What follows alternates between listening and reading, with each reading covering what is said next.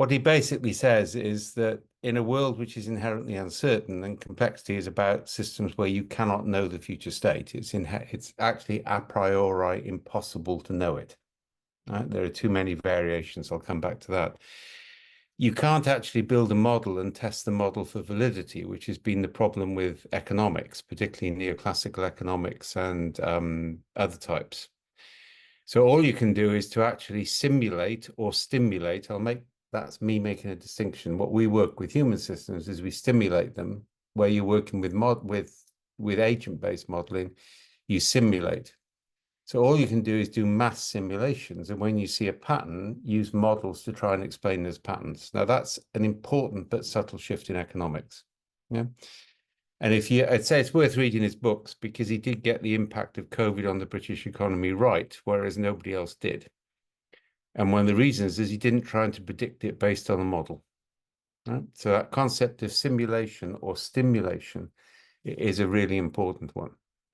So complexity theory, complex adaptive systems theory, its origins are in physics, the three-body problem, moves then heavily into chemistry. Prigoghine's work is seminal on this, and then into biology with Kaufman, into economics with Arthur.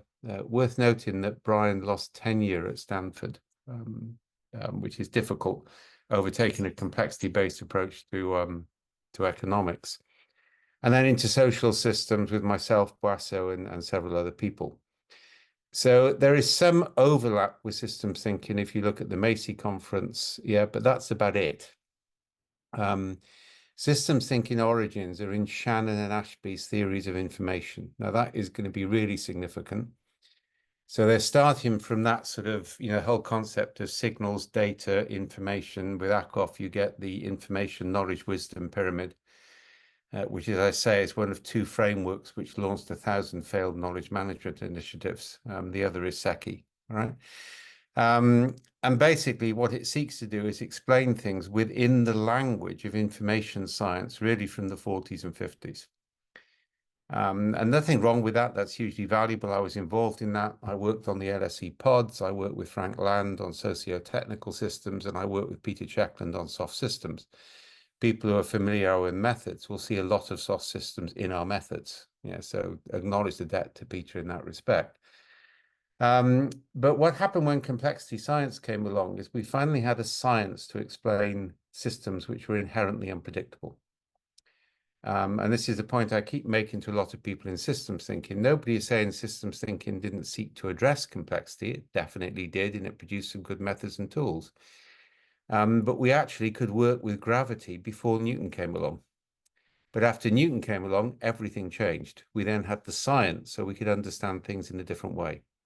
So let me just and if you look at the other differences, in complexity science, we don't talk about boundaries so much.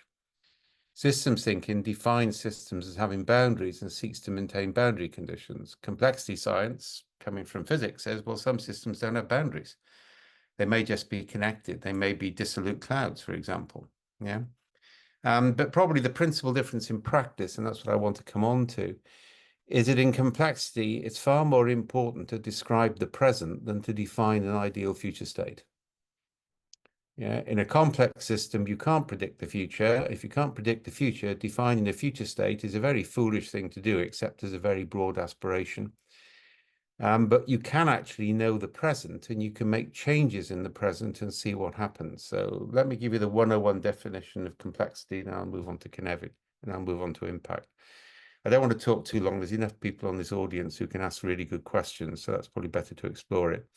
One more thing on information, though. We've done a lot of work with constructor theory, which is Deutsch's work in quantum mechanics. We've more or less rejected process philosophy, which is getting very popular in the coaching market at the moment, which is somewhat ironic, being as Whitehead wrote the book, 4 houses away from where I live in Lockeridge. Lockeridge has and we had Bertrand Russell there as well. But process philosophy talks about, effectively, it's one of the first shifts. It's rather like actor network theory, which I think got there first, which recognize agency exists in non-human systems. Yeah. But it's also then picked up by people with Bayesian and its conversations about flows. We work with constructor theory, which comes from quantum mechanics, which is not the same thing. It basically says in any system, you have to work out what the counterfactuals are, the things which are counter the facts, the things which can't change. So, for example, gravity is a given. There's no point in trying to change it, however aspirational you want to be. And then you identify constructors. Now, constructors is a really important concept in impact and change in organizational design. So a constructor is something which transforms things, but it doesn't itself change in the act of transformation, or doesn't change substantially. So a process is a constructor, yeah, a ritual is a constructor. And constructors give us points of stability within a complex system. A software object is a constructor. Some types of human team are constructors if they're heavily ritualized and role-based. And I can give you other examples. So one of the ways that constructor theory talks is you basically identify the counterfactuals, you identify the constructors, and then whatever has the lowest energy gradient will win. And I'll come back to that in a second. This is actually an alternative approach to foresight. Instead of trying to predict the future, you say, what are the energy gradients of the present? And you assume that an evolutionary pathway will always follow the lowest energy gradient. Yeah, as the water here in British Columbia did this morning, so I had to divert. Yeah. So one of the things we say, and I'm coming back to that concept of constructors, a constructor is a type of what we call an actant. So again, that's going to Latour and actor network theory. Latour basically says in non-human things have agency. So we talk about three types, this is a typology, not a taxonomy. So three types of actant: an actor, which is a person or a team or a role combination, a crew that's called. A constraint, that's reference to Geraro's work. A constraint is something which contains things or connects things. And constructors, which transform things. Yeah? And that's called the actant triangle. All right? So the collective name for that is an actant. Now, in a complex system, the most important thing to understand is emergence. Now, systems thinking did understand this. It basically said the emergent properties of the system cannot be deduced from the properties of the parts. There is, by the way, a common mistake here to assume that reductionism means to break things down. It doesn't. Breaking things down makes a hell of a lot of sense. Reductionism means assuming that you can understand the whole from understanding the things that you've broken the parts that you've broken things down to. That's the error on reductionism. Yeah, and a lot of people make that mistake. So basically, what you have in a complex system is you have a lot of actants. It's not necessarily a large number. They have to have some type of agency. That's important. You have to have a lot of actants in the system, and you have to have highly rich local interactions between the actants, right? And that will produce emergent properties. So I can change the actants or modify them. I can change their interactions, but I can't design the endpoint of a system. But I can change actants and interactions, and then I can monitor for emergence. And if I like the patterns which are emerging, I give them more energy. And if I dislike them, I give them less. Right? And then finally, this is called the Ames framework, actants, interactions, monitors. I may create enough stability in the system through what's called scaffolding, or scaffolding may already be present. It may be a structure which can't change. That's another type of counterfactual. So the counterfactuals in the system effectively scaffold it. Right? Now, that can be quite abstract. So, for example, one of the things human beings do is we scaffold part of our consciousness into collective narratives in our community. Yeah, we use the collective interaction as a form of scaffolding to hold knowledge. Yeah, so scaffolding is a really important concept here. And the other absolutely vital thing is that none of the actants must have knowledge of the whole. So the minute somebody says we need to approach this holistically, you know they don't understand complexity science. Because not only can't you treat the system holistically, you shouldn't attempt to do so because you'll pervert it based on the power relationships. If you look in nature, and this is just published a major book chapter on this, swarming behavior of bees, levee walks in hunting behavior, the fungal roots that connect tree roots, prey avoidance in antelope, you get highly sophisticated, efficient behavior with no directing intelligence because none of the agents within the system have knowledge of the whole or trying to act to influence the whole. And some of our new work, by the way, is starting to use that as a search mechanism or as a decision mechanism, is to get rid of holism. And that's a really big difference with systems thinking. Complexity says you cannot know the whole. Yeah. And you just need to learn to live with that, right? In terms of the way you work. So I've just given you the aims framework. The other things that we need to understand is we take those actants. This is called S-drive mapping. This was my opposition to Bajan's work. I was dealing with a whole bunch of coaches who were talking about flow and everything else. I just got really irritated. And I said, it isn't a bloody river, it's an estuary. Sometimes the water flows backwards. All right. And that actually really works as a metaphor. So the book may now actually be called The Organization as an Estuary, or society as an estuary, because the water flows both ways. You can do things at the turn of the tide you can't do when the tide is running. There are granite cliffs, which are effectively counterfactuals unless there's an earthquake. There are sandbanks which change constantly. The brackishness of the water indicates the health of the ecosystem. I could go on. It's just a wonderful metaphor. Yeah.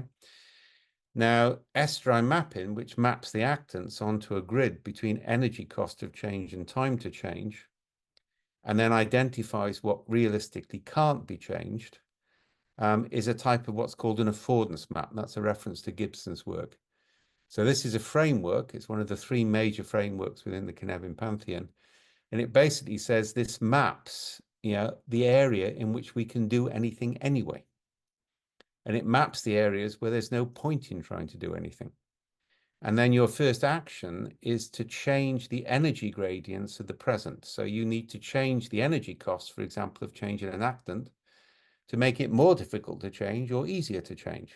And by the way, this isn't just organizations. People are now doing this as individuals with their coaches.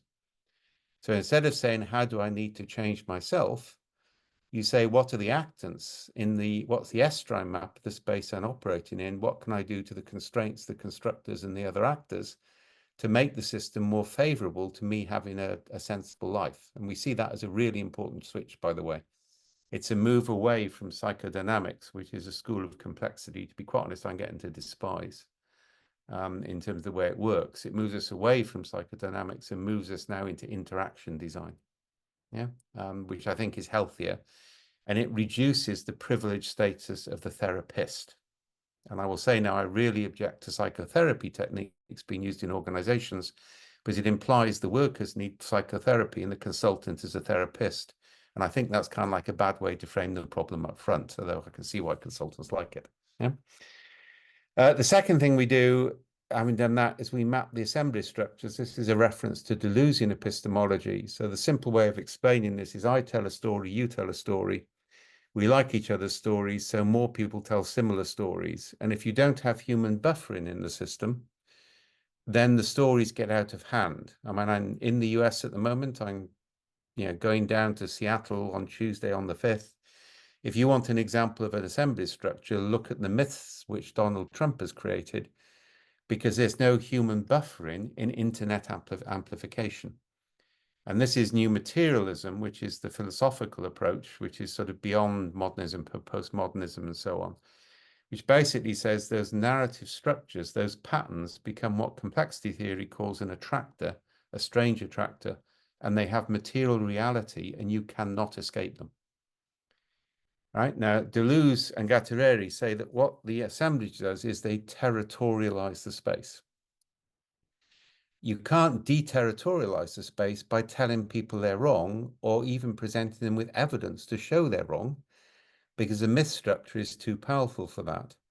So our approach, and this is a key thing, is to change the granularity of the system by breaking things down and breaking things down to the point where they can recombine in novel ways. So to give an example of something I'm having meetings with in Washington, which if Kamala wins, we will probably get the project, and if she doesn't, it's irrelevant, is post the crisis in America, is to get children to gather stories from their communities. You can see going much more finely grained. Identify stories about problems which are in common between red and blue, and then allocate money algorithmically to people who can self-assemble teams across the political boundary to address those problems in very small units at a local level. You see how this works on change? And by the way, the same changes in organizations. You effectively stimulate the micro interactions. Remember actants and interactions? And see what patterns will emerge. And you deal with bias and prejudice and poor culture by making it thing much more finely grained so that recombination can happen in a different way. And then the other big experimental work we're doing with it is with agency. And that's where we're looking at role-based teams. So we didn't evolve. I have a blog post at the moment, which is going to be controversial. So it's taking me longer to write than I thought, which is called Sole Fide, which could be held as blaming the entire problems of Western capitalism on the Protestant Reformation. So that's why it's probably going to be controversial. Because what the Protestant Reformation does, although it might have been considered legitimate in rebellion against oppression, is it puts the entire focus on the individual and away from community interactions. And complex systems have high path dependency. You can't avoid the path dependency of your history. Now, actually, we're really bad individual decision makers. And that's the problem with most current leadership theory and most change theory and nonsense like the inner development goals, which Nora Bates and I are both attacking big time, because they try and change the system by changing people's individual mindsets. And A, you can't do that. B, it's immoral to try and do it. And C, it won't work anyway. So there are 3 good reasons not to go down that route. Yeah. On the other hand, we did evolve to make decisions in sexual pairs, extended families, and clans. So we actually behave differently in those 3 groups. Yeah. And the maximum number of active decision makers as an extended family is 7. So we're now doing experiments in which we're getting people to form groups of 4 or 6 with different roles, and these are role-based, not individual-based, with an anonymous 5th or 7th role, so nobody knows who that is. And then those groups are empowered to spend money and make decisions without any bureaucratic control. And because of the anonymity, I've actually got better audit control. And that's called changing the agency of the system. Because I can then afford for lots and lots of small experiments, and I can afford higher failure rate. Whereas if I have a single program of change, we can't afford it to fail because the politics is too high. So that's called affordance assemblage agency. And all of that then links into the Cynefin framework. Because the Cynefin framework is not a complexity framework. I've talked about complexity so far. Cynefin framework is a decision framework. Mm-hmm. And it basically says the world is ordered, complex, or chaotic. And you can, if you want, split order into clear and complicated, but that's not a phase shift transition. And the reason I think Cynefin took off and things like the Stacey matrix died is they basically said human beings can create order. They didn't say everything is complex. And they also challenged the thing which you'll see in common between the psychodynamic school on complexity and also systems thinking, in that they claim complexity is in the eye of the beholder. Whereas complexity science says complexity is in the nature of the system. It can also be in the eye of the beholder, but systems are complex. So ontology, epistemology, phenomenology, the way things are, the way we know things, the way we perceive them, any of those 3 can be complex or ordered. Yeah, and you need to increase the friction between them in order you get authenticity within the process. So I spent quite a lot of time on that, and that was a fairly succinct summary. But the key thing to understand is in a complex system, you manage the present, which you can measure. You manage the direction of travel from the present, which is a vector, which you can also measure. Yeah, which means you can still set KPIs and objectives, but you don't have goals. You start journeys with a sense of general direction. You try and avoid any reference to stars, guiding principles, wayfinding, or anything which implies somebody is in control of the process. And you focus on, as any adult knows, yeah, who's got teenage children, you focus on what is happening now. You create some constraints, you can take constructors, and you allocate or deallocate energy in order the system will evolve in a better way. And the final thing to throw in, I mentioned constructor theory. We're also now looking heavily at assemblage theory, which comes out of astrophysics. Both of those, remember I said Shannon and Ashby? Both of those parts of quantum mechanics are now arguing that information has momentum, which means it's a fifth type of matter. And that would explain a lot. And you can't put information into the language of computer science and systems thinking, because in humans, it has a much higher level of abstraction, and semiotics are key. Right, so I managed that in half an hour, which I'm quite impressed with. I wish I'd managed that in Paris the other day, but very good. I have all my questions. Almost all my questions that have been answered, but I would like to come back to one. We are intrigued by the SenseMaker platform and how it has been used to measure impact, especially in complex systems. Okay. Traditional metrics might fall short. So SenseMaker came out of counterterrorism work. It's a rather ironic story because I was working in IBM and I was starting to work on complexity and narrative, and I got a phone call from the CIA, which was a bit of a shock to the system. You know, a Welsh Catholic Marxist with a socialist past. All right, and my daughter is in trouble in our family. She's the first in 5 generations not to have been in the police cell for civil disobedience before she was 18. So she's let the side down a bit. So I got a bit worried, and I said, "You do know I looked after Philip Agee in the 70s, don't you? Anybody remember Philip Agee?" Okay, he was a CIA agent who told the truth about the CIA's destabilization of Allende in Chile. Yeah, so he had to get out fast. And I still remember it. They said, yes, in Whitcourt on these dates, now shut up and come down anyway. And then you realize intelligence agencies know everything anyway, and you might as well be honest. It's actually quite fascinating by Jess's recommendation. If they say, did you ever plan to overthrow the state? Say, yes, of course I did. Then they're happy. They never ask if you're still planning to, which I always think is an admission on their part, but never mind, all right? Anyway, I met this Doriel guy who, after about half an hour conversations about Patrick O'Brien's seafaring novels, I decided I really liked, and he liked me. Then I saw a picture of him with Ronald Reagan and realized he was Admiral John Poindexter, who you may remember from the Iran-Contra affair. He almost went to prison over that. And the trouble is, he's still a friend, all right? So I ended up working for him for about in IBM and afterwards, yeah, on one. He had 2 major projects. One was total information awareness, which was called sort of ChatGDP before ChatGDP. And the other was Genoa 2, which I co-led with SRI from Menlo Park. Yeah. I think I was the first British person to co-lead a project, so that was quite nice. Yeah. And we were looking at how do you understand what is called human terrain mapping. So how do you understand, to put it in simple terms, when a civilian population is about to go from passive to explicit support of terrorism? No? Now, I'll illustrate that. So I was working on peace and reconciliation in Ireland in the 1970s. I still remember walking down the Falls Road when the police picked me up, and the police were then all Protestant. I think they had one Jew, but apart from that, they were all Protestant, and asked which of my legs did I want broken first. And when I protested that I would prefer not to have my legs broken first, and remember, Catholics didn't have the vote in Ireland at this period. People forget that. They heard my accent and realized I was a mainland Catholic, not an Irish Catholic. So they threw me out of the Land Rover and almost broke my leg in the process. And if I'm honest, if the IRA provisional commander had come that night, I might well have joined. I was so angry about it. So that gives you an idea of the atmosphere. So in the Catholic communities, nobody trusted the police with good reason. Nobody would go into the police force. The provost actually provided policing, and they were pretty brutal about it.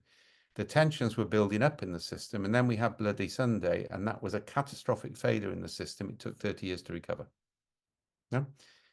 Now, what we had to focus on is how do you identify those patterns? And I should say we're seeing very similar patterns in nurses' stories in hospitals in Britain at the moment.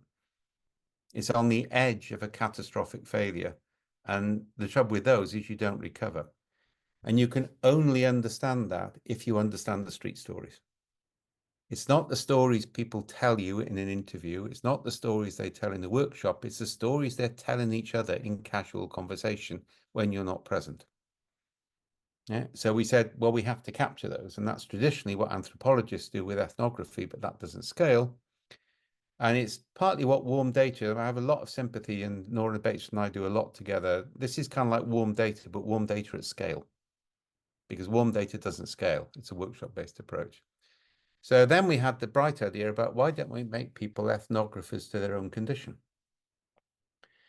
And so we get people from the community to interview other people from the community. And we've done that with young people. We've done it with old people. Nobody refuses a kid on a school project, by the way. And I did this with BP in the North Sea. Nobody refuses an undergraduate in engineering when they go on a rig to find out what's going on, but they will refuse a consultant. All right? So that's a very effective technique. But we also, my background is theoretical physics and philosophy. And as we always say in physics, and I still stand by this, no social scientist ever has enough data to form any valid conclusion whatsoever. None of their experiments repeat. This is the crisis in psychology at the moment. And we used to say, and I still stand by this with a deliberate play on words, that social scientists suffer from physics envy. Yeah. So what we wanted to do was to create a quant approach in a qual domain. And we also then knew that abstraction or art comes before language in human evolution. So that was when we started to create high abstraction metadata. So what SenseMaker does is it gives you 6 triangles. The 6 triangles have 3 positive qualities on them. Yeah. So if I, for example, in a 360, if anybody's done a 360 survey, it's massively stressful because you're evaluating somebody in a position of power. So we don't do that. Every time you meet the person in power, you describe the interaction. Then you index it onto 6 triangles, which all have positive qualities. So you can't see anything negative. Yeah, one of the triangles says, in this meeting, the leader was altruistic, analytical, assertive. Nothing wrong with any 3 of those. But then the leader can look at the pattern and see that they're all analytical, assertive, not altruistic. So they can say, how can I create more stories like these and fewer stories like that? And that is a whole new theory of change. Yeah. And what's interesting, the stress chemicals in the brain are not released in description, but they are released in evaluation. Yeah. So that's important to understand. There's a whole bunch of science behind this when I go through. The other thing is if you give people 3 positive values on a triangle, and one of the advantages of having a visiting professor in a psychology department is you can wire your students up and they can't complain about it, is that different parts of the brain process the data than you give people Likert scales. Whereas in a Likert scale, people know what answer you require, so they just go criss, cross, cross, cross.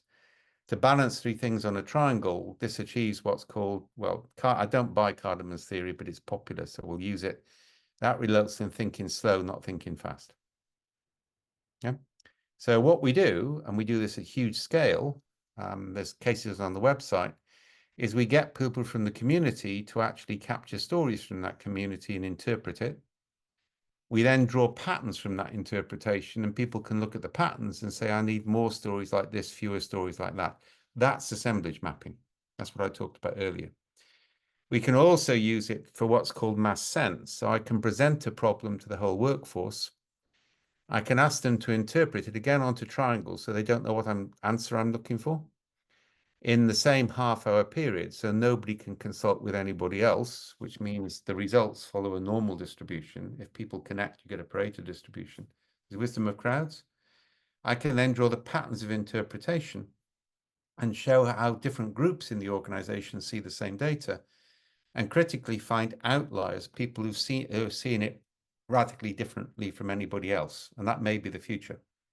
And what's interesting, executives will call them in to have a discussion. Whereas if those people knocked on the door and said, I've seen something everybody else is ignoring, they'd be ignored in turn. See the difference in psychology? Now, we are making this a lot easier, by the way. We just launched a thing called QuickSense, which is under £1,000. There's 2 for culture, both of which are based by people choose a cartoon, which illustrates the culture, they index it. And you get that for 3 months, and you get a fixed report and a manual every week. And we're about to do the same for attitudes to AI and also to risk. So we're making it really easy for people to play with the software and get used to it before they have to incur a bespoke project. But that's SenseMaker. The other key principle on SenseMaker, and I can't overemphasize this, is called epistemic justice. If you want an example of epistemic injustice, then read a paper called Stochastic Parrots. It was written by a Google employee and published by an ex-Google employee because she refused not to publish it. And they fired her. And it revealed the huge, all LLMs are biased by whatever is the dominant ideology of the present, because that's what they've been trained on. And they're also being trained on their own output. So they're making it worse, not better. So the thing Poindexter and I worked on, and I remember somebody said, what do you think about AI? And both of us said simultaneously, the algorithms are irrelevant. It's what you train the buggers on that matters. So SensorMaker was originally designed and still is to create epistemically balanced training data sets, which are not just text and tokens, but include human interpretation. And what we're giving is people the power to interpret their own story rather than hand it over to an algorithm or an academic or a consultant. We're fundamentally opposed to people who curate other people's stories. Yeah. I promise the next answer will be short, or at least I'll try. Well, we've already talked about what you mentioned, the importance of small things in the present for creating change. I guess that's where the SNOWDEN framework was relevant. And I was linking it to the, actually I was linking it to the domain where change is possible, which is a real concern that we have in this cohort with impact investment. No. And I think if you look at impact, and so let's move on to that specifically, all right? So this is something we're currently about to trial. So we're looking for alpha test sites on this. So the one I've been working on is all the development banks have no problem in allocating $50 million. But they have a massive problem in allocating 100 $500 amounts. But the reality is 100 $500 amounts would have a bigger impact and would be more revealing. The other point, there's a general principle here on social impact, is that people who are good at applying for grants probably shouldn't be given the grants.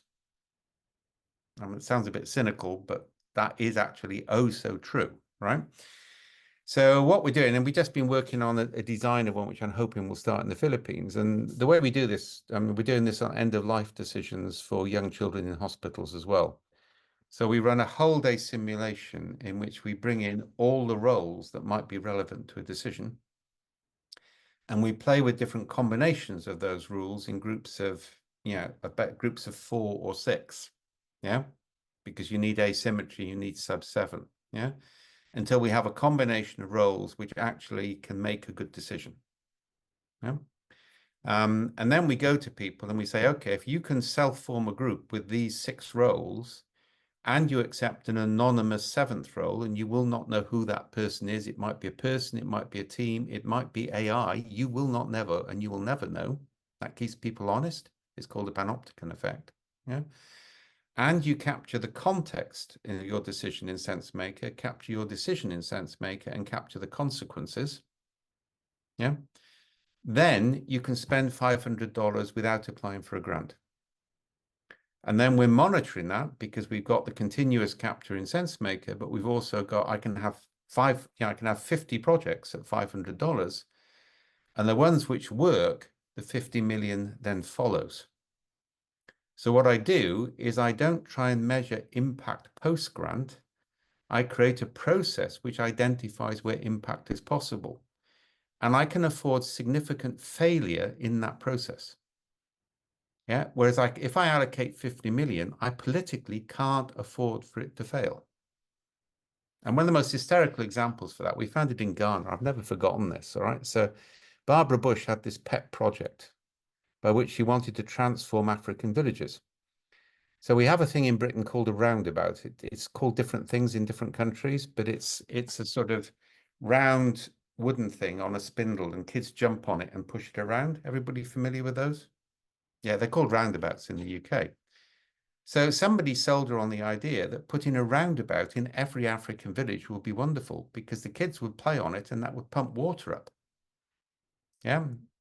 So a huge amount of money went into it. They installed it. Nobody wanted the bloody things.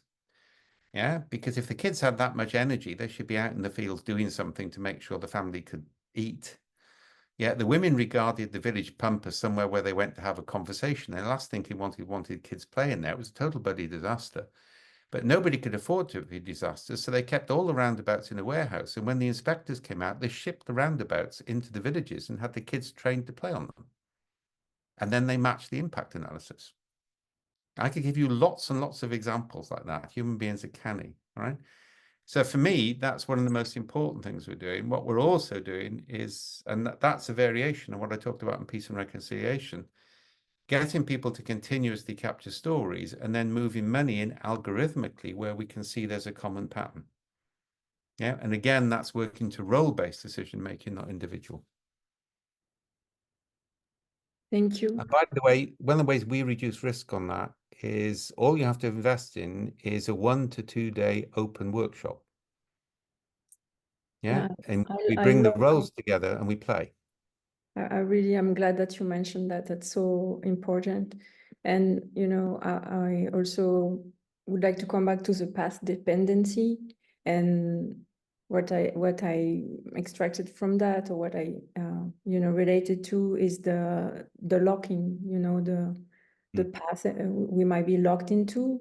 And how can the path dependency help us understand or the impact investors, or all of us, the path we might be locked into and potentially break free? I think one of the issues is context. So if you look at the Grameen Bank, and it was, you know, long talks with Mohammed Yunus, which gave me the idea for distributed decision making, which is Grameen Bank, which will scale.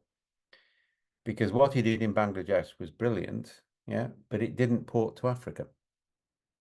Because it was developed in a matriarchal culture in a village community with honor codes, and that doesn't work in a patriarchal community without honor codes. Yeah, that's path dependency of history, right? And you look at it and come to the UK, Wales, Scotland have voted socialist ever since anybody had the vote. Yeah, we never vote for the right wing because we're a community-based tribal culture. We really don't have a problem in taxing for community benefit. We see that as part of life. Whereas the English come from an atomistic individualist culture, so they don't see the point. Yeah.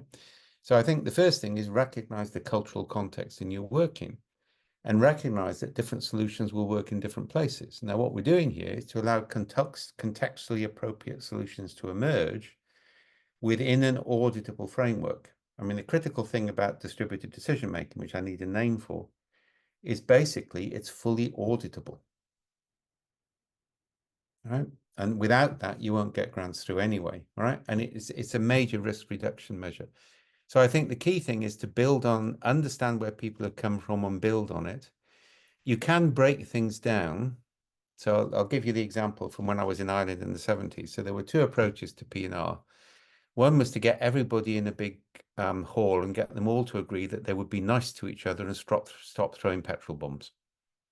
This is what I call the Boston Brahmin approach to peace and reconciliation. If everybody came into a workshop and I facilitated it and they adopted my cultural attitude, the world would be a better place. Sorry, it's rather like the IDG. If 8,000 middle-class people assembled in Stockholm at enormous carbon cost and agree the world would be better if everybody was like them, it makes them feel very happy, but it doesn't change anything, right?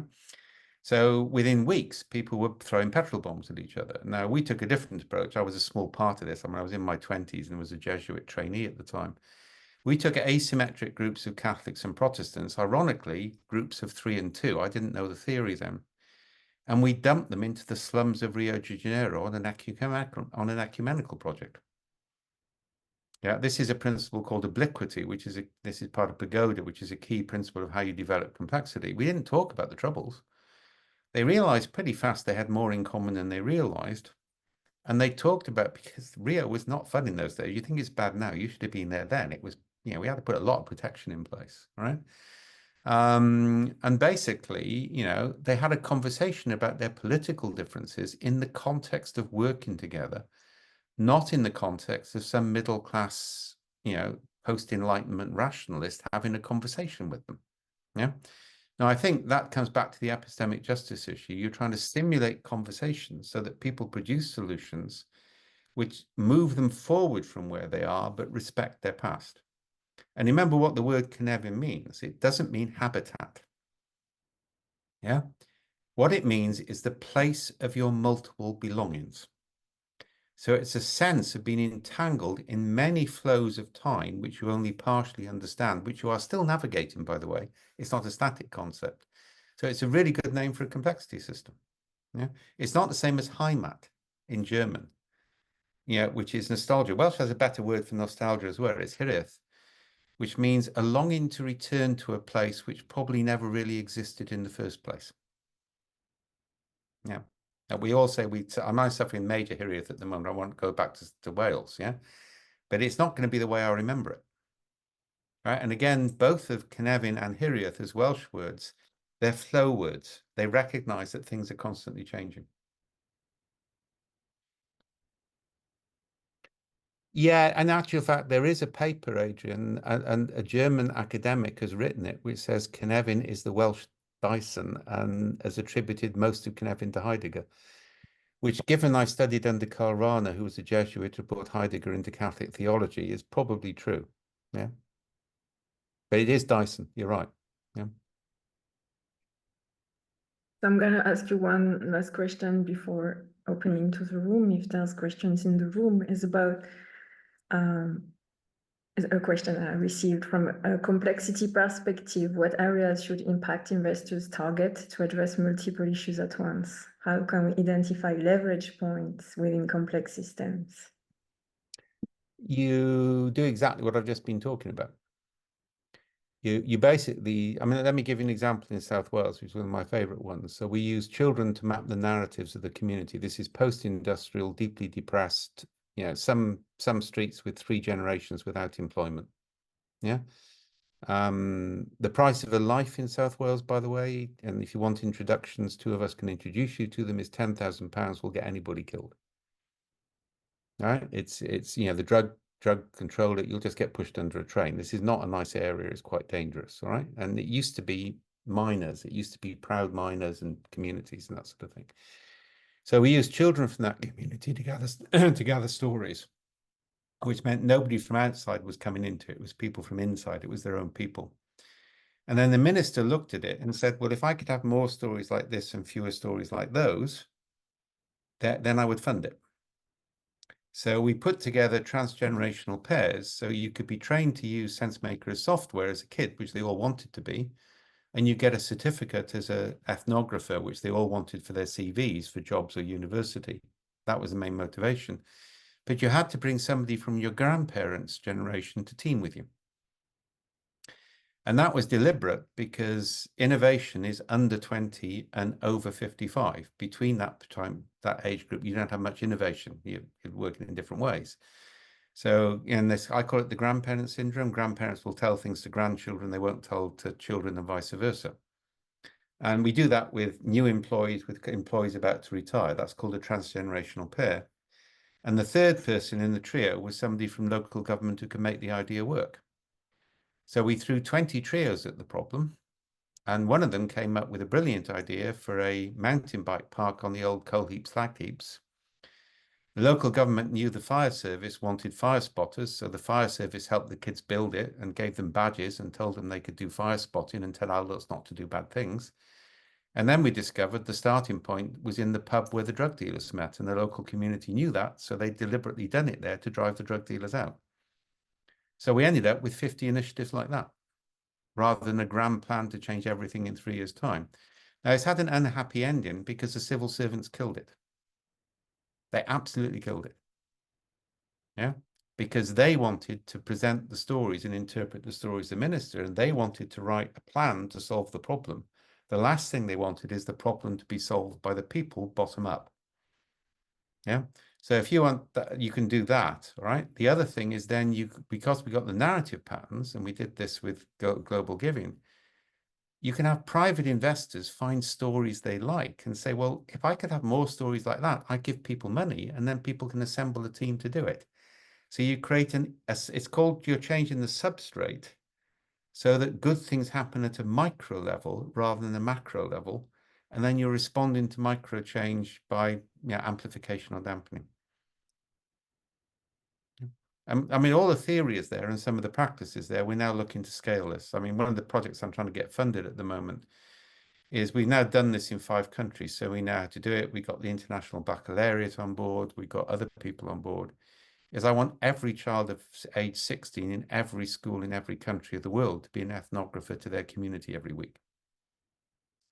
And that ticks all sorts of boxes on the school curriculum, like statistics and community engagement and stuff like that.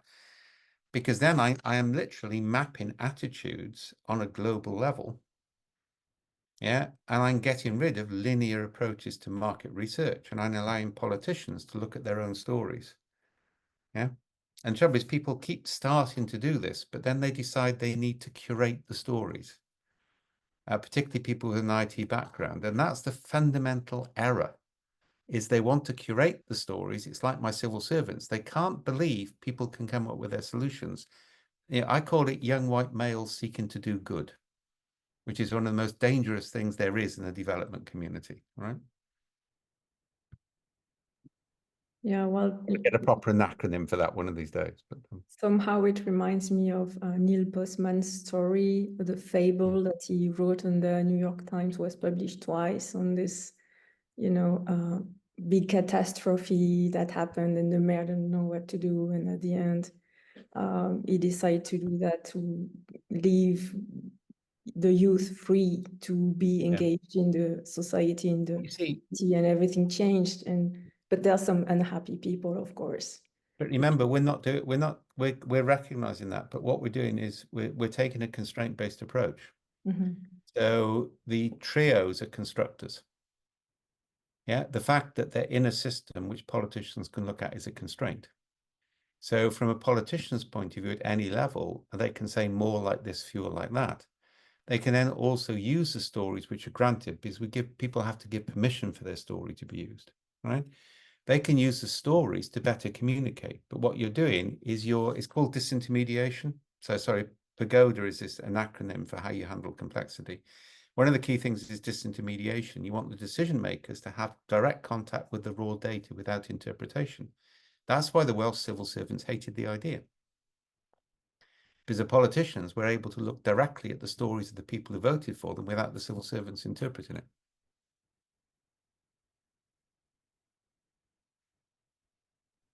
Anne has a question. She probably has a clarification, if I know Anne. Now I want you to have maybe a clarification about we're dealing with quite a couple of projects right now where we going into measuring intangibles, whether that is in a nature conservation area or in impact yeah, or in financing something like that. There's still that tendency to name all the criteria of intangibles and then to break it down to Likert scales again to make that logic breach. Can you speak to that?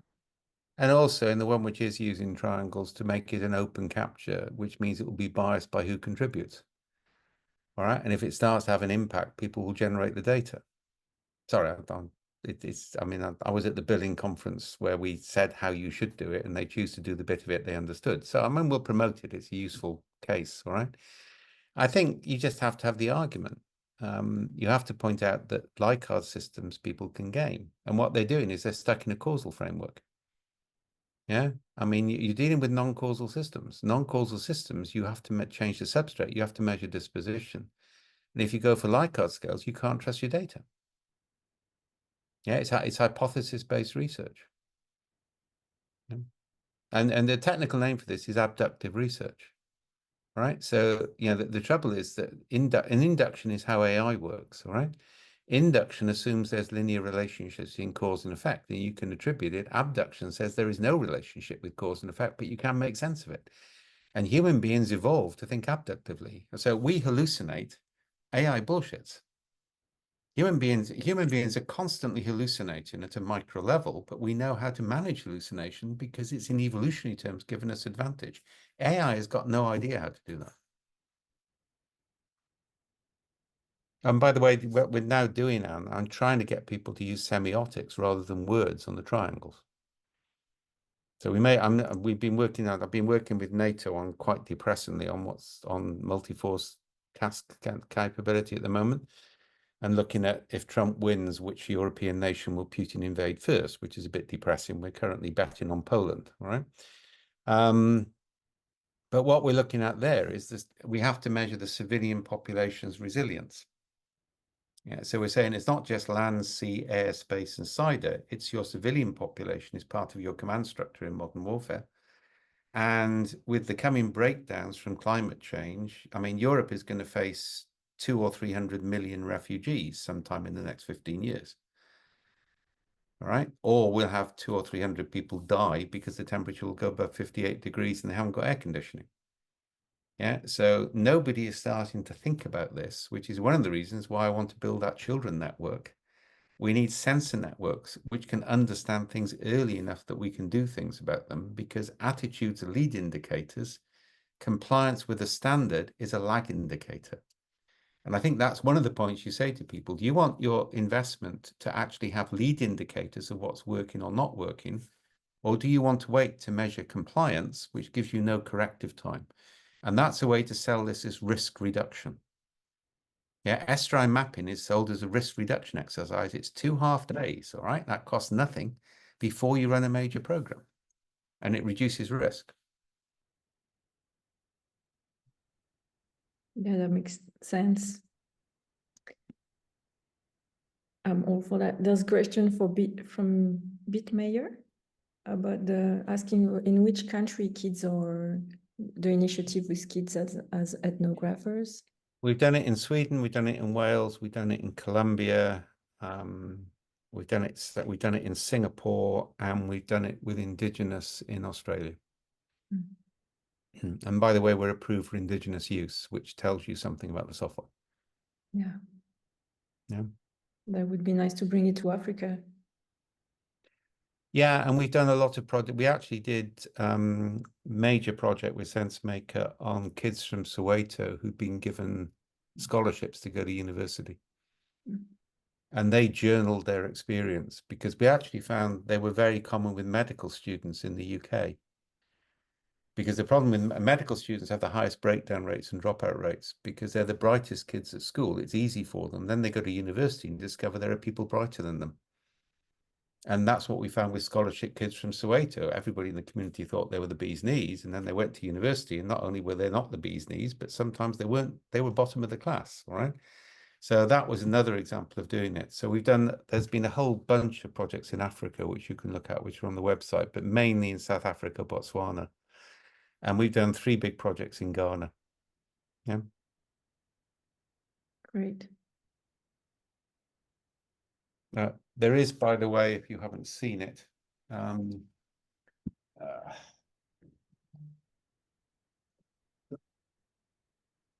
there's this book which Oxfam and CSC produced.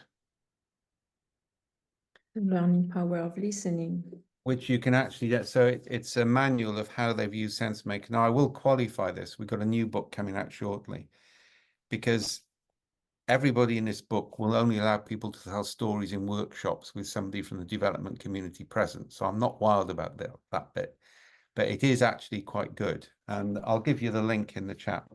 Now you can download that for free. Thank you. That looks really interesting. It also links in with the EU field guide, which I'm also giving you, and the assemblage stuff. Yeah. There, so that's 3 links. Alexandra, have a question. Yeah, hello, Dave. Hi. Regarding the impact investing scenario, so you gave us the example from the Philippines of an end-of-life situation, and that you can sort of establish rules of engagement based on which the I didn't give you the development one, did I? So the one we're playing around in the Philippines. No, let me just hang on just a moment. Oh, sorry, go on. So the basic process seems to be to sort of establish which stories you want more of.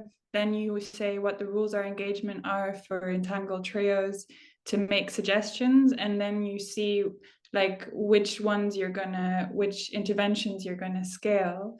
But in an impact investing scenario, how would you decide which stories to get more of? Who would decide that? Who would decide the rules of engagement, and what would be indicators of impact? So on the rules of engagement, I'm now working with one of the main guys on participative inquiry, because we want to combine some of their methods into how do you work out the rules of engagement, because that is workshop based. Yeah, so I'm talking with him on Friday. I've known him for years. All right, we've had lots of debates about the best. He doesn't like SenseMaker, and I don't like participative action research. But I've now worked out how I can use participative action research, so he's quite excited, right? So we can build on that to create a workshop to devise the role-based combinations. Now, you could just do that. So you wouldn't have to have more stories like this, fewer stories like that. You could say, yeah, if you can put these roles together. So the Philippines example we're saying, and this is what came out of the workshop, we're still waiting for a go on this, is if the village priest, the village head person, the oldest girl stood at school and the youngest boy considered a man agree with an anonymous, then they can spend $500 on something to improve conditions in the village. It's that vague. But they've got to capture stories, yeah, on the context, the decision, and the content and the consequences, which means we'll be able to monitor that centrally and then move more money in when things are working. So you can use that on its own, or you can do it with a more like this, fewer like that. But that simulation environment allows you to, I mean, we're building this on we've got real life death decisions, all right? And we're bringing in some parents whose kids died because they may be part of the decision group, yeah, on some of these decisions because they've got the experience, they know how to relate to language. So we'll have a whole day of simulation, possibly 2 days. Yeah, So, and that means so we're basically- removing the risk of taking the approach. Yeah. So are you replacing the need for indicators by setting the rules of engagement? You got it. All right, cool. Thank you. No.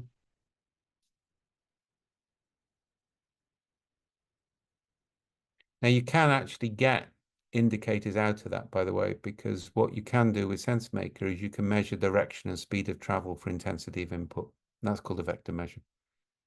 Yeah, so that you can measure impact even if it's not the main objective.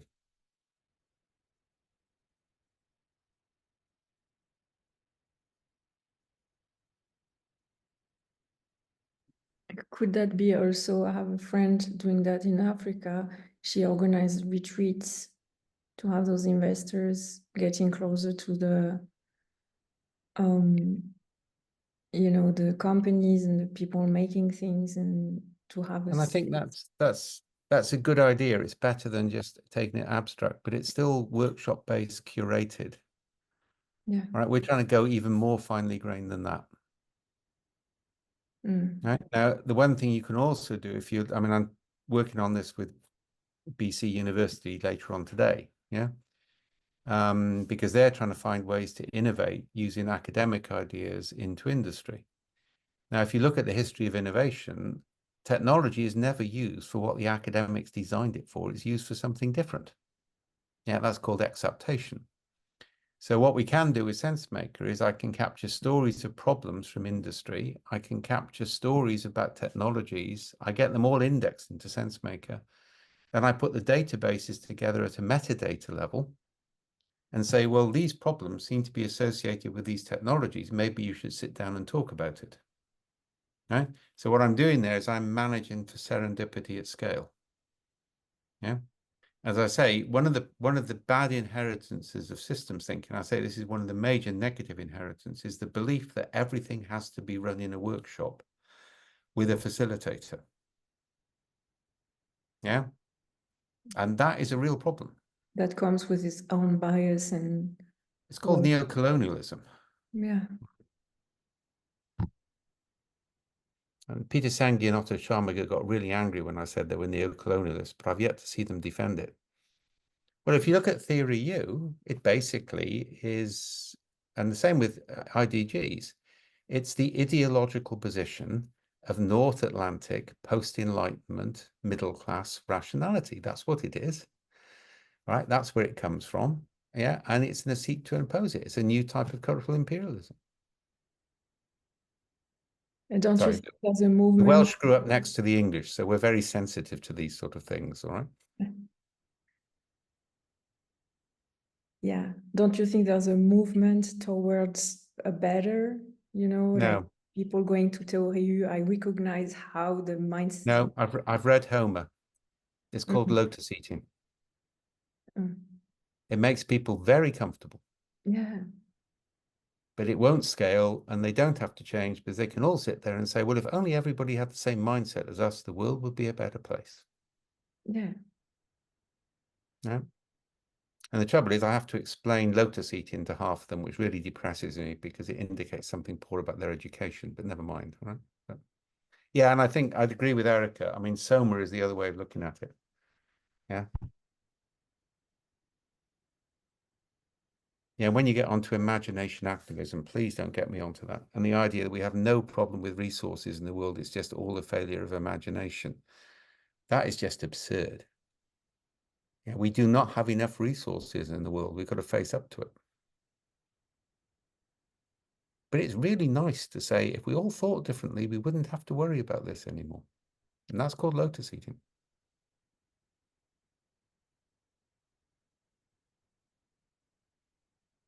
If you really want to get this, get Lena, myself, and Nora Bateson together. And remember, Lena wrote a book with Thomas Bergman. So the three of us together can really build ourselves up in an attack on this. Yeah. It's interesting, all three of us look at the ecosystem. Yeah. And it's all about the ecosystem and its interactions. It's not about the individual. And there's people using Nora stuff at the moment. There's one bloody idiot in Canada doing it, who's using Nora stuff, yeah, as a facilitation technique to change individual mindsets, which is pissing me off and pissing Nora off even more, but she's politer about it. So I've agreed to set on him, all right? One of my roles is to be Nora Bateson's bulldog every now and then, so I play the role with delight.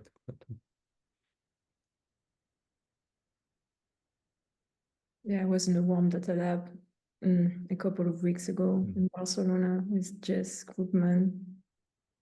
There's a series of webinars that Nora and I ran together, which is worth having a look at. They're on the website. Yeah. I mean, it's interesting. The first time we met, we were introduced by somebody who was hoping we wouldn't get on. And we both went into the meeting assuming we wouldn't get on because she thought I was some sort of hard management consultant scientist, and I thought she was a bit of a new age fluffy bunny. But I respected her father's work. So I started off by saying I couldn't understand why her father was lumped in with cybernetics. It was an insult. So that got me off onto a good level. Then we started to swap notes about people we didn't like, and we had total harmony of agreement. And after 20 minutes of running through names, I said Meg Wheatley, and she said, can't stand the woman. And after that, we bonded. Right? So, and sorry, Meg Wheatley is a classic example of another lotus eater. She writes wonderful books about how wonderful things would be if only people thought differently. And then when it doesn't work, she writes a book of total despair and calls on us, we have to find spirit guides and great leaders to rescue us from the morass we're in, right? It's that, sorry. Where do we start from? I guess that's a question. Start from where people are, not where you think they should be. Oh, that's great. Yes, that's a fundamental problem, all right? You should start with where people are, not where you think they should be. I mean, the English have been, I mean, they claim they've civilized the world, all right? We just wish they'd stop civilizing us. They started with us in the 13th century, yeah? And that's the problem with imperialism. They think everybody should be like them. They never respect where people are coming from. I agree. Adriana has a question. Yeah, they've find this very interesting, and I'm running constantly into the same problem. I would even say it took me a long time to understand your thinking because I came more from the other side. You've got the meta-modern heresy around you as well, which makes it even worse. Yeah, but I'm also running it a bit differently, but that's another story. But the thing for me is like I mean, technically speaking, that is a very tricky assemblage that has been running since 300 years. It's the Cartesian split, and it's kind of like, for me, the question is, how do you view if information you know is material? How do you talk, like, how do you think about collective memory? Okay. So if I'm feeling slightly wicked, you know, the Manichaean tendency is dominant in North Atlantic thinking. Yeah. Yeah. So everything has to be absolutely good or absolutely evil. There are no shades of gray, which is a phrase you can't use as much as you used to be able to, right? And there is one solution to the Manichaean heresy, and it's called the Albigensian Crusade, but I probably can't get away with that. So if people don't know, the Albigensian Crusade was led by Simon de Montfort. And it's a famous one where somebody said, how will we know who is a heretic in this town? And Simon said, the bishop said, kill them all, the Lord will know his own, right? I'm not proposing that approach. I say that to make a point, right? Fair enough. But the point is, that way of thinking, the primacy of the individual cognition is inauthentic to physical reality, right? So it's not sustainable. It's an inauthentic overlay. If you can increase the interaction with physical reality, you can break it. So the way we make decisions is we do multiple micro hallucinations. We never remember anything accurately, by the way. There are chemicals which break up the neuroreceptors in the brain to force a gradient. We have hallucinations about other people's narratives, and we have pure imagination. And what we do is we blend those with sensory signals, which we don't fully understand yet.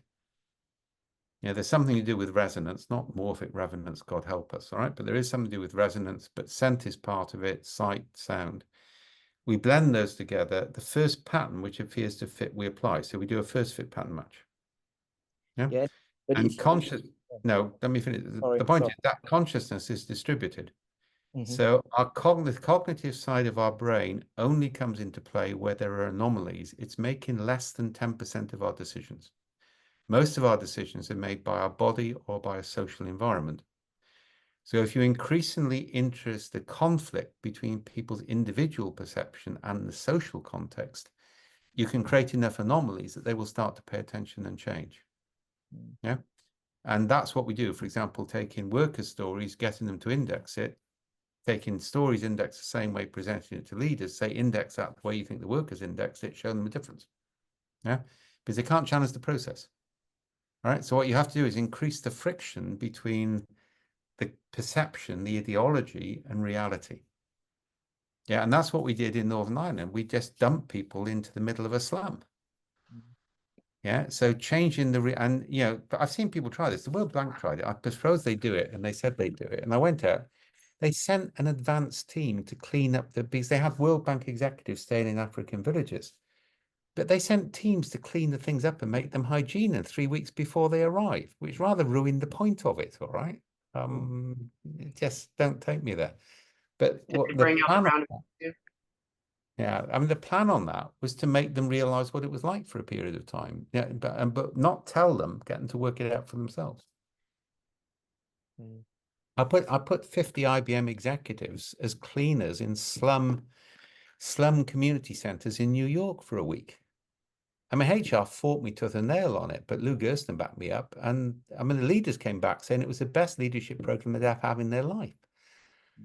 Because they had to be, they weren't talking about servant leadership, which is just platitudes on flip charts in a workshop. They were actually having to be servants, and they were finding people who become leaders without their advantage. And they learned damn sight more than that they did on any course. Yeah. So that's increasing the friction with reality. Yeah. And getting people to work together in small teams. I mean, we're you know, we do this within Cognitive Edge. Nobody makes decisions on their own. They're put in teams with other people. So they're always making decisions with other people. In a way, you would argue that, if I understand it correctly, that also even collective memory, like the implicit memory that we hold from our culture and whatever, is a complex assemblage. And if you break that down, that shifts as well. You break it down, it can recombine. You can also virus it. So we actually did this successfully, and then we withdrew it from the public methods because I'm not sure it's ethical. So it's an in extremis method. But you can actually take a dominant story and you can add a retrovirus to it. So the retrovirus corrupts the story. Not sure if I get that. I can't give you one of the two examples I'm working on at the moment because I'm hoping they produce a good result in the election tomorrow, right? What you do is you take a dominant negative story and you add something to it, which actually destroys it or moves it beyond the point of credibility, or it makes it into something else. Okay. Yeah, so that's what a retrovirus does. Retrovirus is a really interesting concept because they corrupt the DNA of the host.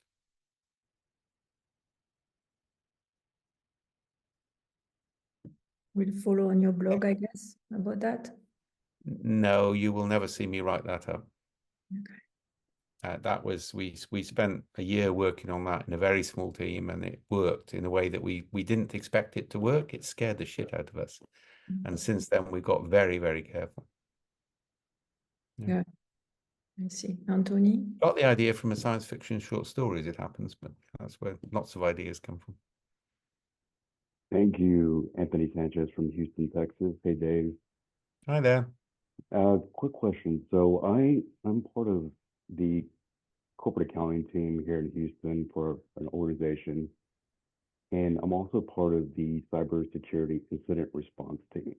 Okay. And we've got an incident response plan that we put together. And, you know, part of the conversation is about the dangers of complacency and ultimately what happens if we fall in essentially the chaotic domain, and the importance of having an incident response. Can you talk a little bit more about the operatic domain, triple point, and why having a plan is important? So there are 3 or 4 things here, and then we actually did this as a project with GCHQ in the UK, which is our equivalent to the NSA, but they're nice people, right?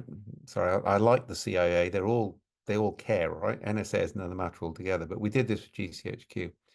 So one of the things we can do with SenseMaker is we can measure attitudes to cybersecurity, because attitudes are a lead indicator, compliance is a lag indicator. So what we can do is we can present a major security breach. We can get everybody in the organization to say what they think happened and what they think will happen next and index it. And then from that, we can measure what their attitudes are. So we can measure whether they would likely to be fall for a phishing attack or something like that. Yeah. So rather than try and fake it, we measure attitudes, which is a lead indicator. The operatic domain, and that was when Cynefin got finished, when operatic came in. That was John from South Africa, from Stellenbosch, who came up with that. Yeah, which needs to be acknowledged, is where you put people in a position where they can't answer the question the way they've always answered it. Right? So aporia in Greek means an unanswerable question. Derrida's formulation is brilliant. He says, if you know the answer to a question, it's not a question, it's a process. The only valuable questions are ones you can only answer if you actually take a completely different perspective on the problem. So if you go onto the wiki, you'll find physical, linguistic, and aesthetic aporia methods. So methods to put people in a position where they have to see the world differently. Now, one of the things we developed for, actually for the intelligence agencies in the States, is a thing called anthrosimulation, otherwise known as the failure games. So what we do is we put 5 small teams in parallel with human facilitation, and we set up a situation. And while they're deciding what's going on and what they do, we feed them more data. So every group is mic'd so we can hear what they're saying. And the human games team is making this really nasty for them. So it's not static, it's not that sort of a game, right? And then they have to decide what they're going to do next. And they go away for an hour, they come back, whatever they chose has made things worse, not better. And we repeat twice more. Yeah, got this idea from Star Trek. So whatever they do, they're doomed to fail. And while they're making those decisions, they're recording everything they think and everything they do into SenseMaker. So we're building a narrative database of failures, which will be useful operationally.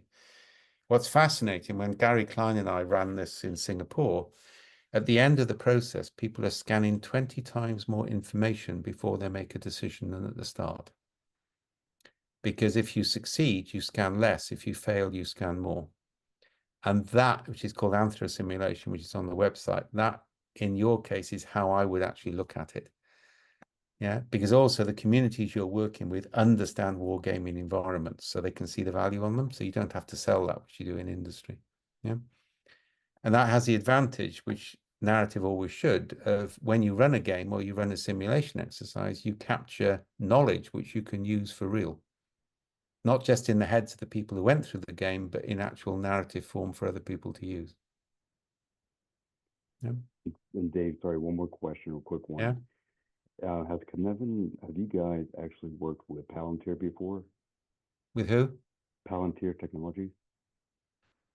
Okay, so John had a dinner between myself, the founder of Palantir, in Sweet Georgia Brown's in Farragut Square. And at the end of it, I almost hit him, and we decided we couldn't work together. Because my view is they're bloody immoral. Yeah, they have no ethical inhibition whatsoever, and they have a view, they're a text and tokens firm. All right. They think all meaning exists in text and tokens. So yeah, we can work with them, but as far as I'm concerned, Manny is an evil bloody bastard, and I told him he was to his face. There is a history here, right? I'm going to be in DC in 2 weeks' time, by the way, if that's any use to you. Okay, roger that. Okay, thank you. Appreciate it, Dave. Any more? And the other thing, by the way, I really object is them absconding with a concept for Lord of the Rings and not realizing that it was exploited by Sauron, which I also told Mandy, but that's another matter, right? Oh. It is actually, just to make a good point, Palantir is what John was working on because he's still on the board. That's what TIER was about, total information awareness. So actually what we worked on, which is Genoa 2, is designed to complement that. Yeah, you can't just have information processing. You've got to have people processing as well. So John had those two programs. Yeah, the reason I asked is I had a conversation last week with an individual in that organization, and they had mentioned that certain team members on the Gotham side were using Cynefin. Oh, right. Yeah, well, Cynefin is used in every single American military group. So it wouldn't surprise me. I mean, it's used, it's taught, you cannot get to command level, the colonel level or equivalent, right, which is where you can't get to that level in any of the US Armed Forces without learning Cynefin. I lead battlefield tours of Gettysburg sometimes with a guy who wrote Mission Command. He does the American perspective, I do the world perspective. We quite enjoy that. Yeah. But, sorry, if you work with the American military, you have to know your Civil War history. Yeah. And the Civil War basically informs American politics. They're still fighting it out. Oh, come on, Andy. It's true, isn't it? All right. Be fair. Based on what I'm saying today, yes, it is. It's fair. I think we're still fighting, yeah, Charles against the Roundheads. I think the same is true in Britain on that. Yeah. Yeah.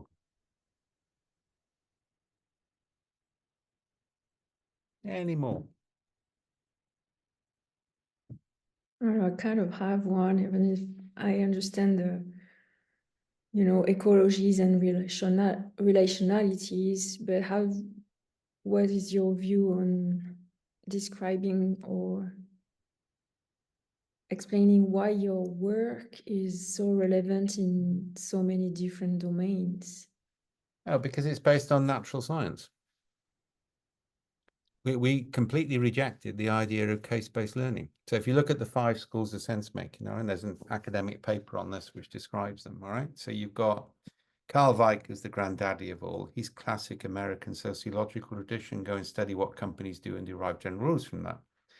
And when he writes as Carl Weick, he's brilliant. When he writes with Sutcliffe, it goes downhill fast, right? But the point is, you can never get enough data to trust those conclusions. And if you took Weick and Clough's book on high reliability organizations, he studies companies which actually share failure and says this is a good thing to do. And as I pointed out at one conference, which he's never forgiven me, he chose firefighting crews, aircraft carrier crews. He chose crews which share failure in roles. And as I pointed out, I shouldn't have done this, by the way, it was wicked. I said, I can't burn the office down every morning to generate the behavior of firefighters. You're deriving something from one context and assuming it's context-free, but that didn't go down well. Yeah. You then got Russell et al., who are IT sense-making, that's now LLM and that sort of area, right? You've got Brenda Dervin, who is a really good friend who came from postmodernism, and you've got Gary Klein, who I do a lot of work with. So those are the 5 schools, and naturalizing is the 5th. But our approach is to say, this is an issue or a problem. What can we find from natural science, the biological end of anthropology, physics, chemistry? We don't mind. We spend about, or at least I tend to spend, and I'm now building that capability into other members of the team, 6 or 7 years playing with those ideas. Until one day they all sort of come together. You generally find you drawing it on the back of a whiteboard with a client. That's when you know it's ready to move to the next stage. And you can never predict when that will happen. Then it goes into 3 or 4 years of experimental prototyping, and then it becomes a method. So it's like the way physics works. You work in theoretical physics, you play with the maths. One day the maths just looks beautiful. So then you hand it over to the experimental physicists, who are the ones whose maths wasn't good enough to be theoretical physicists. And once they've resolved it, they hand it over to the engineers because it's far too boring these days, all right? So we adopt the same sort of process. And I think that's the reason, because we're working with Everything we produce is consistent with natural science, which has been subject to repeated experiments and peer review and isn't based on human observation and practice. Yeah, therefore it scales. And it scales under conditions which haven't yet happened. Yeah. And the whole point about the thing the EU Field Guide talks about is you need to create an organization which can handle the unknowable unknowns and increasingly the unimaginable unknowns. Right? And that requires a whole different approach to the historical one we've done, which is case-based. And case-based assumes inductive logic and assumes there is an answer. And if you do what the other successful companies have done, you too will be successful. Yeah, it's like double-blind trials in impact and development. You can't do a double-blind trial in a human system. There are too many bloody variables. It's a priori impossible to do it. I mean, what's interesting is the pharmaceutical and medical industry are realizing that double-blind doesn't work in their field. Right? It's only an indicator. And there's a big movement in pharma to focus on the physiology, not on the statistics.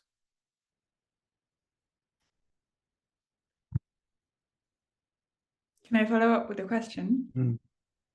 So if capitalism is something that has become possible because of hyper-individualist ways of making decisions, how do you break that assemblage?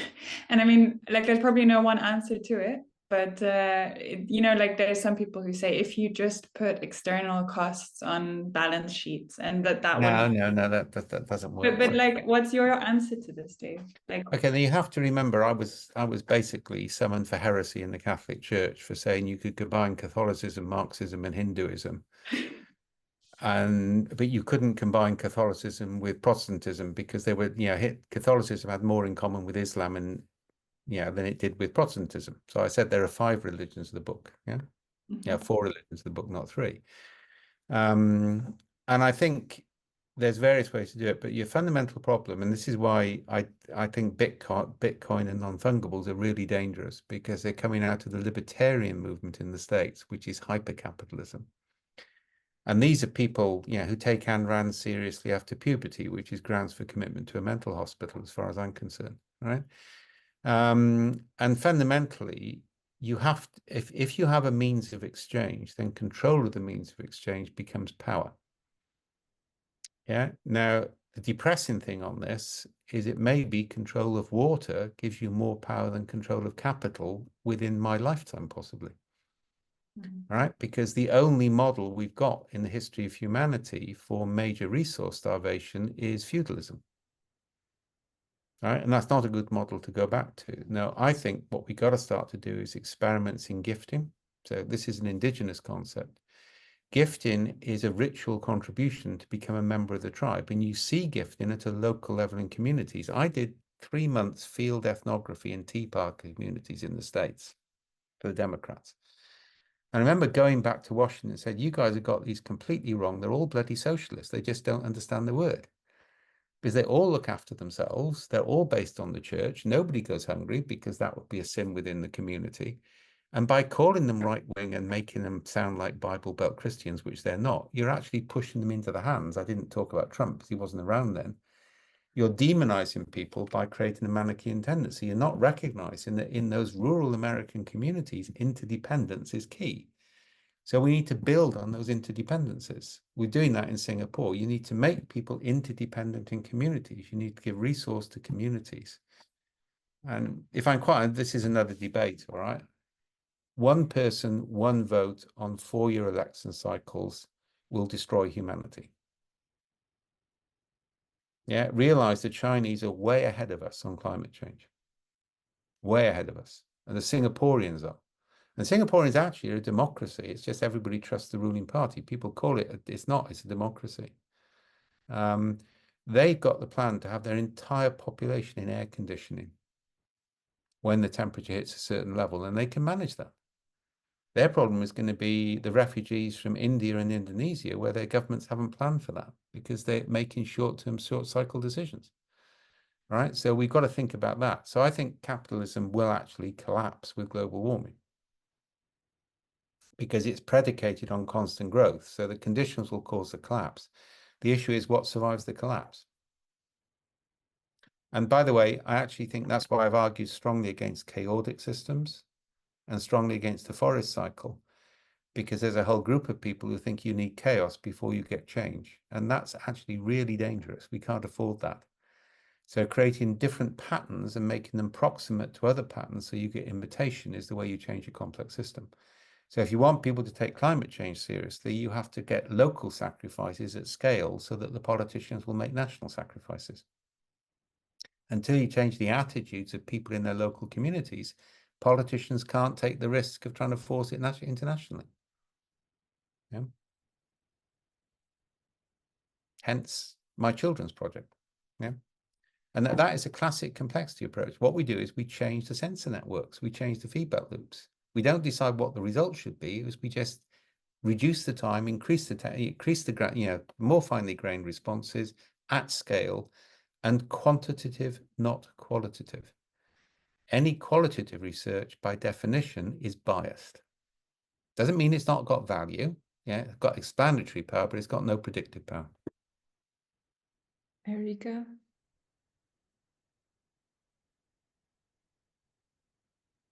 There we go.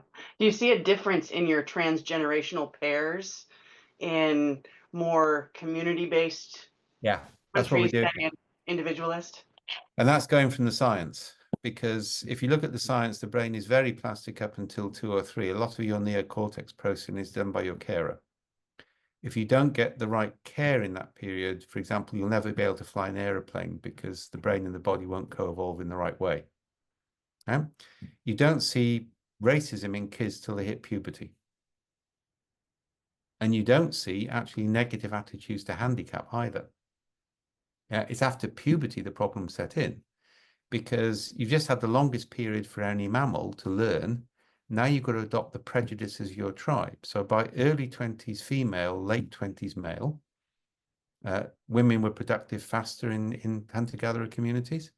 The brain is locked down based on prejudices, but then chemically triggered male and female alike, late 40s, possibly early 50s, it becomes plastic again. But if you survive till that long in a hunter-gatherer community, you've got something about you, but you're not physically up to leading the tribe anymore, so you retire and go into the wisdom business. Yeah, and that's why we do it, because older people, innovation in the humanities is older people. In the natural sciences, it's very young people. Yeah, because that grandparents' generation have got experience, they've got connectivity, they can link things, whereas the young people are just bright. Now, I was on the Welsh Youth Parliament when I was at school, right? We all got together in Swansea and we all solved the problems of life, the universe, and everything. And then nobody did anything what we did. Yeah, and you can see that in the EU initiatives on young people as well. All right, you're making young people more disillusioned by getting people with older people, with people who can make a difference at a micro level at scale. You change things. So there is science behind that transgenerational concept. Yeah, and I imagine getting those transgenerational pairs in a more individualist society can be, those roles almost don't exist. And then you break and connect them, and then you start to give money to people who can form roles across silos rather than giving money to individuals who apply for grants. What you're doing is you're changing, remember I talked about at the start, you're changing the interactions so that different emergent properties will come. And what's interesting is even in atomistic societies, once you go beyond middle class and upper class, when you go down into working class communities, they're still pretty communitarian. I mean, the Welsh tradition, and it's still there, is a man would hand over his wages packet to his wife when he came to the pit head. His wife would give him his beer money back, and then the wives would look after the community. And that tradition is still present. And you'll find that in working class communities in the Alsace, in parts of Germany, all right? So the communitarian structure is still there where people find difficulty in survival. Social atomism is an indulgence of the middle classes. It's Thomas Mann's Buddenbrooks, if you want it. I mean, that's probably the best example of it. Yeah. Sorry, I'd make too many literary references for my own goods. But, yeah. I have one more question. If you're advising impact investors who want to affect systems change, would it be more that you say, do what you've already said, or would there also be advantage of an avenue along the lines of asking the network of impact investors sort of what their underlying actual like drivers are not going into systems change? I wouldn't go for, and I think because actually if you ask them for their drivers, they'll just come up with what they think is acceptable behavior. Mm. You're much better saying, which of these stories do you like? And would you like more of? Mm. Right? And you're basically saying, look, we'll set something up by which we'll get stories. You can study the database, you can search it, you can find stories you like, and then you can offer people money for that. And one way you can offer people money, by the way, is to say, I've got 500 grants of $100 for anybody who can assemble this team, and then you can see what works before you can make the rest of your money. So you give them a process of engagement. Yeah. So that will be more effective than driving the hypothesis that somewhere in the systems of finance there are certain underlying because I mean this isn't a contradict, but people are people, they have their own histories as well. And what triggers an empathetic moment from one person will depend. So yeah, if you show me somebody stumbling in school because they're making spelling errors, I will have huge empathy with them because I'm dyslexic and I remember what it was like. I got caned if I couldn't spell a word. Right, until my mother found out, and then all hell let loose because she was chairman of the education committee for North Wales, so the teacher got a punishment, right? But fundamentally, I've got empathy with that because I can link it. We almost got Trump when he was tearing children away from refugees' parents because most people could have empathy with that, right? So empathy is the key way in which you change people, and empathy hasn't got drivers. In fact, the whole concept of drivers is a systems thinking concept. Yeah, complexity, we have modulators, which are not the same thing as drivers. Cool, thank you.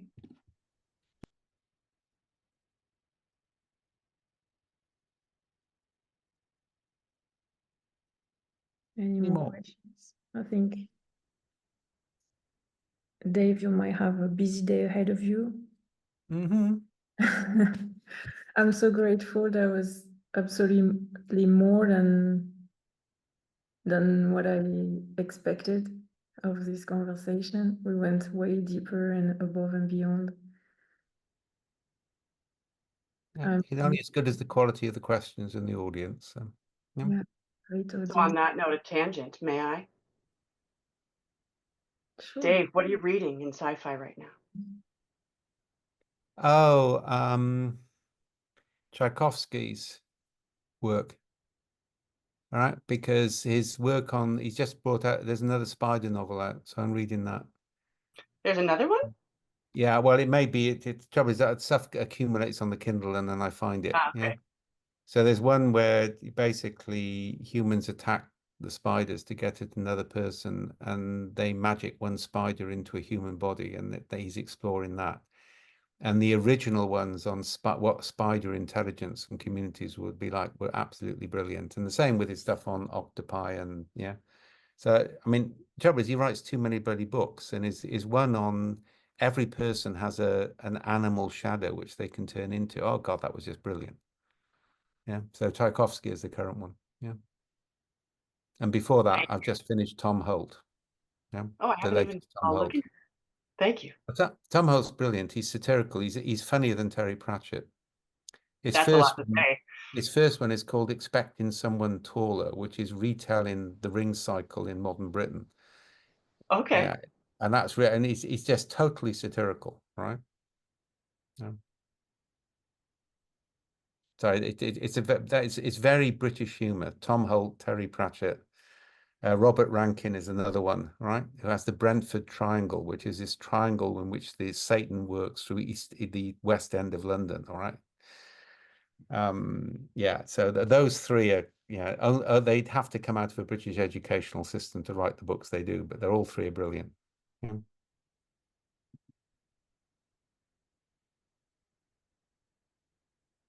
Yep. Okay. So good meeting several people again. Good to meet some people for the first time. Yeah. Yeah. I'm going to read Van Vogt. I'm still there in sci-fi. And a really good one, if you haven't read it yet, which is really fun, is Mary Gentle's Grunts.